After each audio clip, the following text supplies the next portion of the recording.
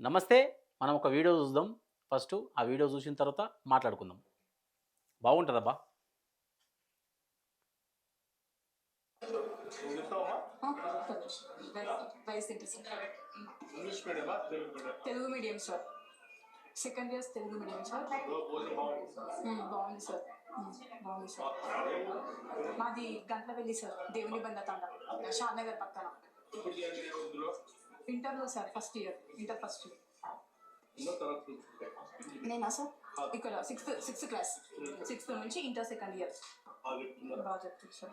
Panels వల్ల మేము ఇంకా బయట ఇన్ఫర్మేషన్స్ కూడా బాగా తెలుసుకుంటున్నాం సార్. ఇక్కడ ఉన్న ఇన్ఫర్మేషన్ అబ్బో! చాలా మా విషయాలు కూడా పెద్దన్న కూడా వచ్చిందిగా తెలుసుకుంటున్నాం ఇండ్లకు. ప్యానల్స్ ద్వారా. ఐఏఎస్కి ప్రిపేర్ అవుతుంది సార్. ఏసుకో. ఇంకొక ముక్కేసుకో నాయన. అప్పుడు చూసిర్రు కదా వీడియో. ఏందన్నా పాపం చిన్నపిల్లలు చికెన్ తింటుంటే ఆ వీడియో చేస్తున్నాం అని చెప్పి అనుకుంటే మనం తప్పులో కాలేసినట్టే. ఆ ప్లేట్లేంది, ఆ చికెన్ ముక్కలేంది, ఆ రొట్టెలేంది, ఆ సాలడేంది, ఆ! ఎవరైనా గురుకులలో మనం పోయినప్పుడు ఇట్లాంటి భోజనం కనిపిస్తదా? మరి రాజకీయ నాయకులు పోయినప్పుడే ఎందుకు? రాజకీయ నాయకులు పోయినప్పుడు ఎక్కడ తినాలే? డైరెక్ట్ గురుకుల దానిలోకి పోతే వాళ్ళది ఎక్కడైతే మనం కేఫ్టేరియా అంటాం కదా! అంటే లంచ్ చేసే రూమో లేకుంటే లంచ్ చేసే ఏదన్నా చెట్టు కిందనో ఎక్కడనో పెడతా ఉంటారు వాళ్ళు. సో, అక్కడ పోయి తినాలే. అప్పుడు తెలుస్తది వాళ్ళ బాధ. నీకు మంచిగా పెద్ద టేబులేసి, వైట్ ప్లేట్ పెట్టి, నీకు సలాడ్ పెట్టి, చికెన్ ముక్కలు అది చూడు అగో గుడ్డు, చికెన్ ముక్కలు, ఆ! ఇవన్నీ ఎవరి చెవిలో పువ్వు పెట్టనీకే నాకు అర్థం కాదు. ఆ! మరీ గింత ఘోరమా? వాళ్ళ వాష్‌రూమ్ ఎప్పుడన్నా చెక్ చేసిర్రా సార్ ఎప్పుడన్నా మీరు?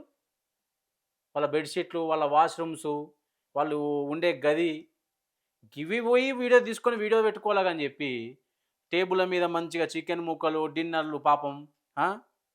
మీరు పోయినందుకు కదా పాపం వాళ్ళకి మళ్ళా లేనిపోని ఆశలు కల్పిస్తుర్రు గదా! ఇప్పుడు రేపటి నుంచి ఏం తినాలా వాళ్ళు మళ్ళా? రేపటి నుంచి అదే గడ్డి గదా మళ్ళా పెట్టేది.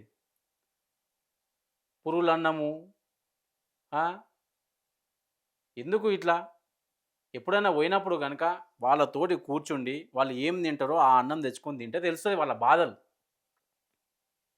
మనం ఏదో మంచిగా ఖద్దరు బట్టలేసుకొని పోంగానే వాళ్ళు చికెన్ ముక్కలు రెడీ చేసుకోవడం, సలాడ్ రెడీ చేసుకోవడం గివా?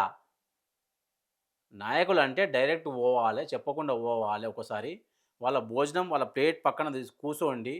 వాళ్ళు తినే భోజనాన్ని మనం టేస్ట్ చూసి అప్పుడు ప్రజలకు చెప్పాలి గదా మీరు.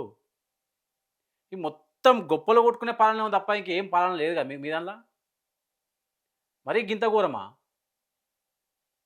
చూడండి సార్ జర ఇప్పటికైనా. పసిపిల్లలు సార్ వాళ్ళు. వాళ్ళకేం తెలవది. ఏం భోజనం పెడితే ఆ భోజనం తింటరు. సో, దయచేసి ఇప్పటికైనా ప్రభుత్వం మారాలని కోరుకుంటూ మీ తెలంగాణ రాజుభాయ్.